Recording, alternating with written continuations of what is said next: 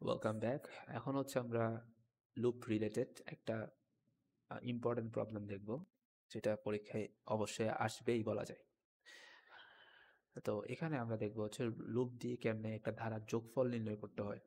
এর আগের প্রবলেমগুলোতে আমরা ধারা প্রিন্ট করা দেখছিলাম, 1 থেকে 100 প্রিন্ট করছি।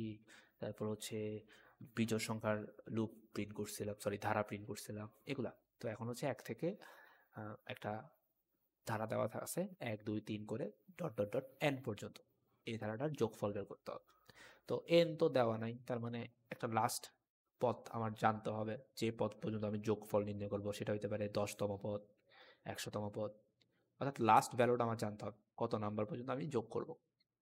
তাহলে আমরা একটু খেয়াল করি। এখানে আমরা আগে একটু অ্যালগরিদমটা বুঝি, তাহলে আমাদের কোড বুঝতে সুবিধা হবে। প্রথমে প্রোগ্রাম শুরু করছে, এরপর হচ্ছে ইনপুট হিসাবে n এর ভ্যালু নিছে।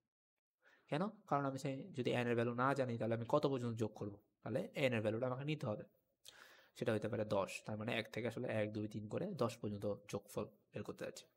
আচ্ছা, এবার কি করলো, আমরা কিছু ভেরিয়েবল নিলাম, একটা s ভেরিয়েবল নিলাম যেটার ভ্যালুটা আমি প্রথমে 0 সেট করে দিছি, এবং i ভেরিয়েবল নিলাম যেটার ভ্যালুটা আমি 1 সেট করলাম। তো তোমরা জানো অলরেডি লুপ চালানোর জন্য ভেরিয়েবল লাগে। তো এখানে আমরা দুইটা ভেরিয়েবল নিয়েছি। কেন? এস একটা ভেরিয়েবল, এখানের মধ্যে হচ্ছে আমি যোগফলটা রাখবো, আর আই যে ভেরিয়েবল এখানের মধ্যে হচ্ছে আমি লুপটাকে চালাবো। অর্থাৎ লুপটা আসলে এখানে কি 1 থেকে শুরু হয়েছে ধারাটা, এবার হচ্ছে পরে আসছে 2, এরপর 3, প্রত্যেকবার 1 করে করে বাড়ছে, এরকম করে এন পর্যন্ত যাবে। তো 4 নাম্বার ধাপটা একটু দেখো, আমরা কি করছি এখানে S equals to S plus I করছি। ওকে, তো এটা একটু দেখি যে S equals to S plus I মানে কি আসলে। S equals to S plus I, আমরা কিন্তু এর আগেই এস এর ভ্যালু সেট করছি। সেটা কত ছিল? প্রথমে 0 ছিল, প্লাস আই এর ভ্যালু কত ছিল? আই এর ভ্যালু ছিল 1। তার মানে এখন এস এর ভ্যালুটা আসলে কত হয়ে যাবে? আচ্ছা সরি, এখানে 1 লিখি নাই, এটা লিখে ফেলছি হচ্ছে আই, এটা হচ্ছে 1, আই এর ভ্যালুটা 1। ওকে, আই এর ভ্যালু 1, ঠিক আছে। আই এর ভ্যালু যদি 1 হয়, তাহলে মানে এখন এই যে এই লাইনটাতে 4 নাম্বার ধাপে এস প্লাস আই, এটার ভ্যালু এখন কত হবে? এটার ভ্যালু হবে 0 প্লাস 1, তার মানে 1। অর্থাৎ আমি যোগফলের মধ্যে এখন প্রথম পদটা পেয়ে গেছি। তার মানে আমি প্রথম পদের যোগফল মানে কি? প্রথম পদটাই, কারণ এটার সাথে এখনো কিছু যোগ হয়নি। আচ্ছা, এবার কি করছি, আয়ের ভ্যালু একবার আইস। প্রথমে কিন্তু দেখো আগে এটা করছি, কিন্তু আগে আয়ের ভ্যালুটা যোগ করছি এস এর সাথে, 1 পাইছি। এবার আয়ের ভ্যালু একবার আইস, আয়ের ভ্যালু একবার এলে আয়ের ভ্যালুটা এখন কত হবে? এই যে এটা যেটা 1 ছিল, এটা যদি 1 বাড়াই তাহলে এটা হয়ে যাবে 2। আচ্ছা, এস এর ভ্যালু কত হয়েছে? এস এর ভ্যালু কিন্তু এই লাইনে অলরেডি 1 হয়ে গেছে, তার মানে এই যে এস এর ভ্যালু যেটা 0 ছিল এটা কিন্তু 1 হয়ে গেছে। আচ্ছা, তাহলে আমরা নতুন দুইটা ভ্যালু পাইছি, এস এর ভ্যালু হচ্ছে 1, আই এর ভ্যালু হচ্ছে 2।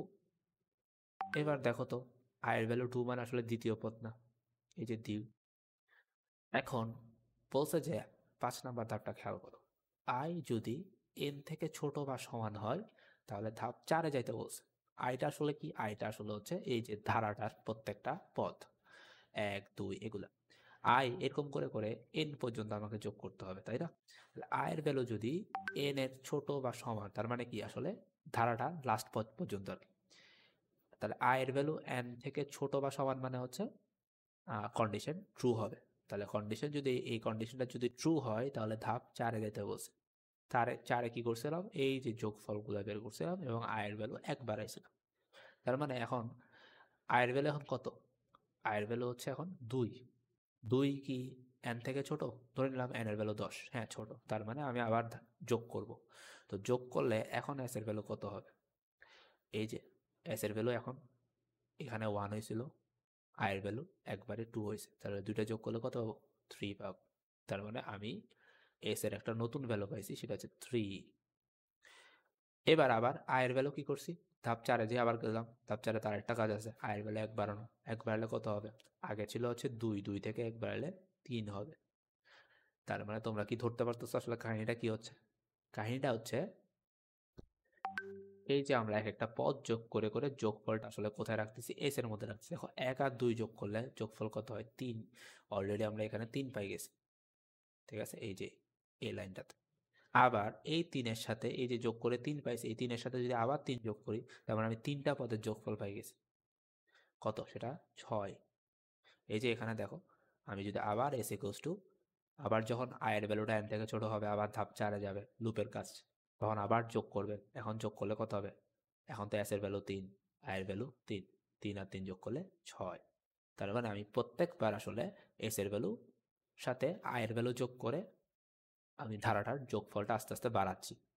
মানে ধারাটা প্রথমে ১, এরপর ১ এর সাথে ২ যোগ করছি, পুরোটার সাথে আবার ৩ যোগ করছি, আবার এই পুরোটার সাথে পরবর্তী পদ যোগ করব। এইভাবে যোগ করতে করতে n পর্যন্ত যদি যোগ করে ফেলি, তার মানে আমরা পুরা ধারাটার যোগফল পেয়ে যাব। সো এভাবে হচ্ছে আমরা ধারাটার যোগফল বের করতেছি। তো এটা আমরা কোডের মধ্যে যদি করতে যাই, দেখি কি হয়। আচ্ছা, এখানে আরেকটা কথা একটু বলে নিই। যখন i এর ভ্যালুটা n থেকে বড় হয়ে যাবে, তার মানে আসলে আমার n পর্যন্ত যোগ করা শেষ।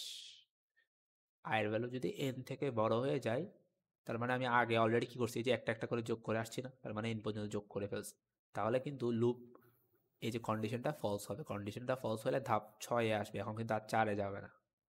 ৬ এ কি বলছে, s এর ভ্যালুটা প্রিন্ট করি বা ছাপাই। s এর মধ্যে আসলে কি করছি আমরা এতক্ষণ, s এর মধ্যে আসলে যোগফলটা রাখছি না। প্রথমে s এর ভ্যালু ছিল 0, এরপর s এর ভ্যালু হইছে 1, এরপর হইছে 3, এরপর হইছে 6, এরকম করে s এর ভ্যালু আসলে n পর্যন্ত যোগ করলে s এর মধ্যে আসলে যোগফলটা জমা হয়েছে। ওই যোগফলটা কখন প্রিন্ট করব? যখন এই কন্ডিশনটা ফলস হয়ে যাবে, অর্থাৎ n পর্যন্ত যোগ করার পরে i এর ভ্যালু যখন n থেকে বড় হয়ে যাবে, তার মানে আমার তো আর অটুক লাগতেছে না, ধারার n পর্যন্ত যোগফল কিন্তু s এর মধ্যে চলে আসছে। এই s-টাকে এখন প্রিন্ট করে দিব। তার মানে লুপ যখন শেষ হয়ে যাবে, তখনই আমি এসটাকে প্রিন্ট করবো। ভালো করে মনে রাখো, লুপ শেষ হইলে এসকে প্রিন্ট করব। লুপের ভিতর কিন্তু আমার এসকে প্রিন্ট করার দরকার নেই, কারণ লুপের মধ্যে জাস্ট যোগফলটা আসলে আস্তে আস্তে এস এর মধ্যে জমা হচ্ছিল। সো এবার আসি আমাদের কোডে। দেখো তাহলে আমাদের কি কি লাগতেছিল, আমাদের লাগতেছিল হচ্ছে কিছু ভেরিয়েবল। আমরা প্রথমে এন একটা ভেরিয়েবল নিলাম, এন এর ভ্যালুটা আমাকে ইনপুট নিতে হবে। তাহলে আপাতত এন ভেরিয়েবল নিলাম, এরপর আই ভেরিয়েবল নিলাম, এস ভেরিয়েবল নিলাম। এস এর ভ্যালুটা প্রথমে কিন্তু 0 করে নিতে হতো, ইম্পর্টেন্ট জিনিস। কেন? প্রথমে এস এর মধ্যে 0 মানে কোনো যোগফল নাই। এবার নিচে আসলাম, নিচে এসে আমার কাজ হচ্ছে এন এর ভ্যালুটা ইনপুট নিয়ে নেওয়া, কারণ লুপটা কতটুকু পর্যন্ত চলবে ওটা জানতে হবে আমার। আচ্ছা, তো এখানে আমরা কি করব, যে একটা মেসেজ লিখতে পারি, প্রিন্ট এফ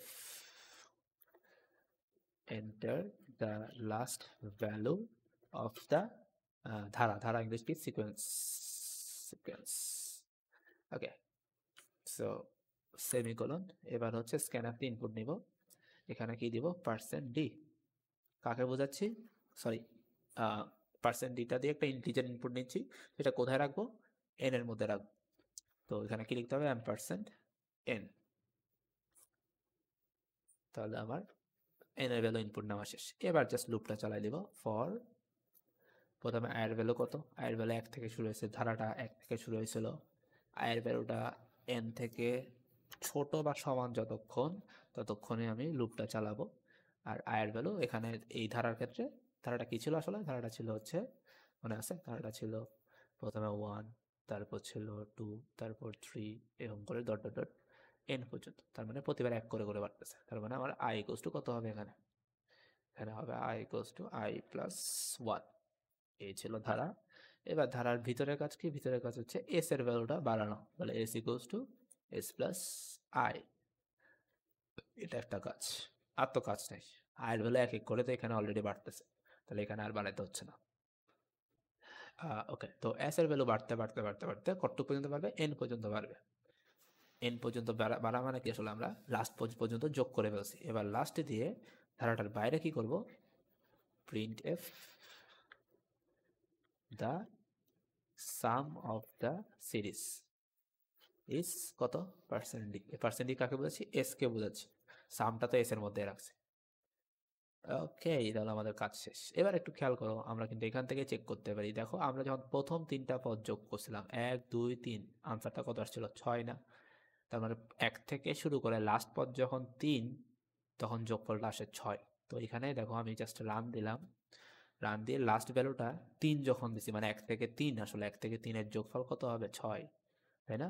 তো এন্টার দিলে the sum of the series is 6। তার মানে আমার ঠিক মতো কাজ করতেছে, যোগফলটা আসলে 6ই আসার কথা। এবার আমি যদি এখন লাস্ট ভ্যালু বাড়াই দিই, ধরো 100 পর্যন্ত আমি যোগফল বের করতে যাচ্ছি, তাহলে যোগফলটা আসবে 5050। তাই আমি এইভাবে লাস্ট ভ্যালুটা যত দিব আসলে 1 থেকে অতটুক পর্যন্ত যোগ করে বের করতেছে। সো এটা একটু আহ, ভালো করে বুঝতে হবে যে এখানে আসলে কাহিনীটা কি হচ্ছে। তো এখানে স্টুডেন্টরা যে ভুলটা করে সেটা হচ্ছে প্রথমে যে এই যে এখানে প্রিন্ট এফ এই জিনিসটা ওরা কি করে লুপের ভিতর দিয়ে দেয়। তো আসলে লুপের ভিতর দিলে কি হবে, লুপের ভিতর দিলে হচ্ছে লুপটা যতবার চলবে অতবারই প্রিন্ট এফটা কাজ করবে।